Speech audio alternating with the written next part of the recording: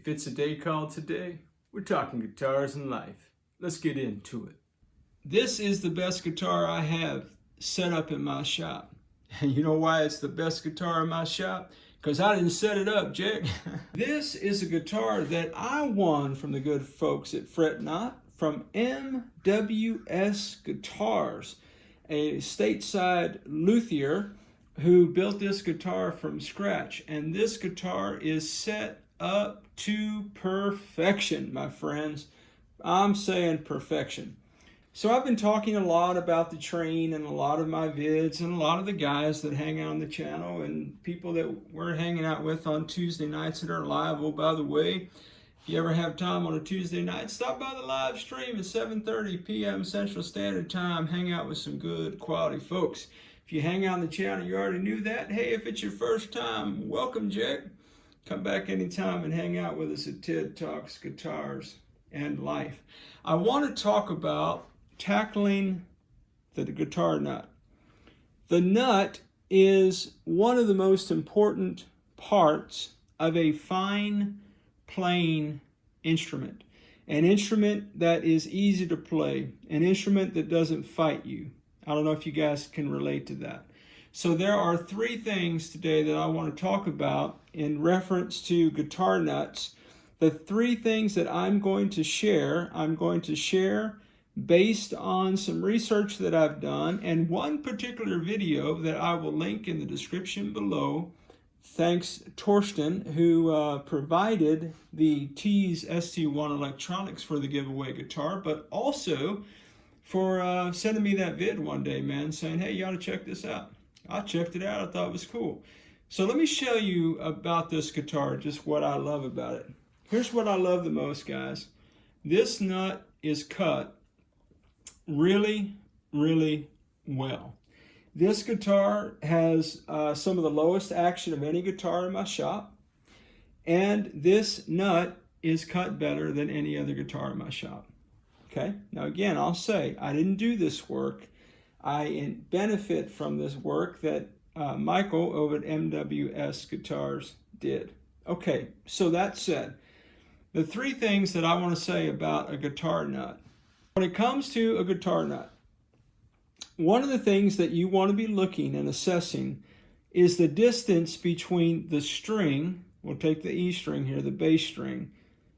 The distance between that string and that first fret, okay?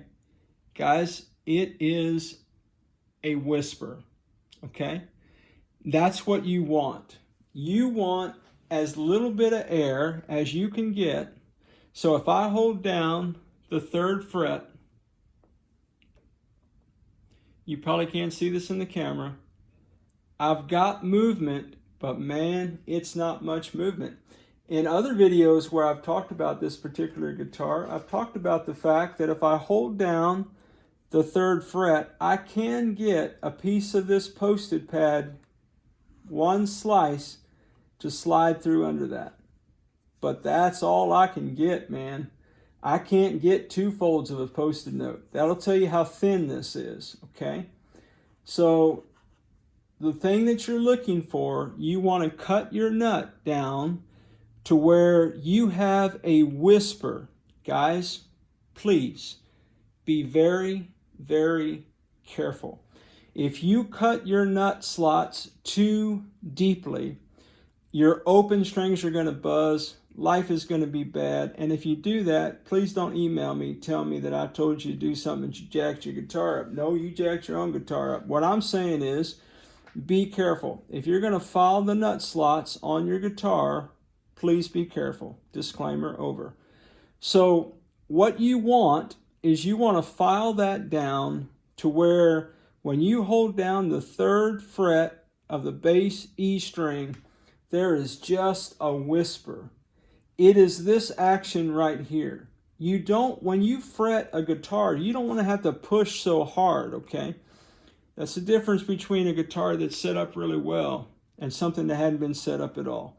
So there's a couple of key indicators of the fact that your nut slots need to be filed. Now, it should be noted that you should tune the guitar and you should set the relief of your neck, okay, before you touch any of the nut stuff, okay?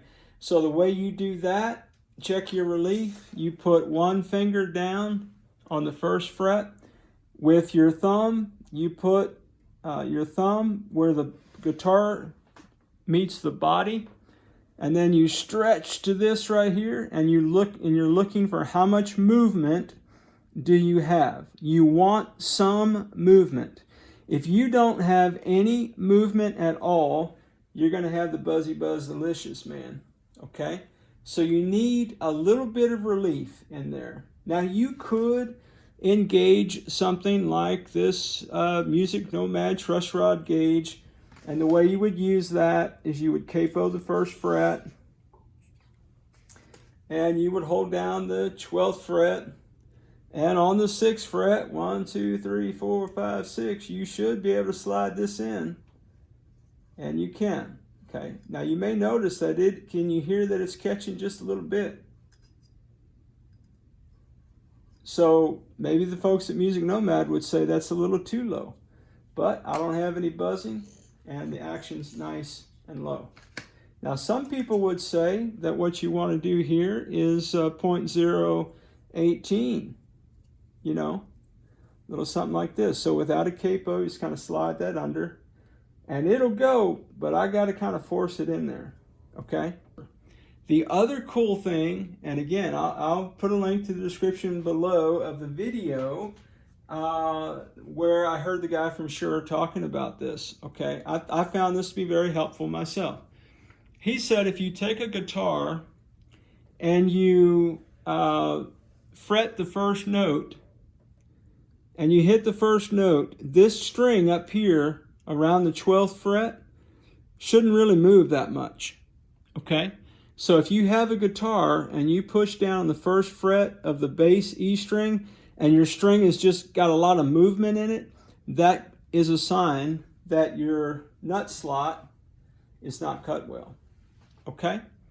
Now, let's assume that we cut our nut slots correctly. Let's assume that we have a whisper.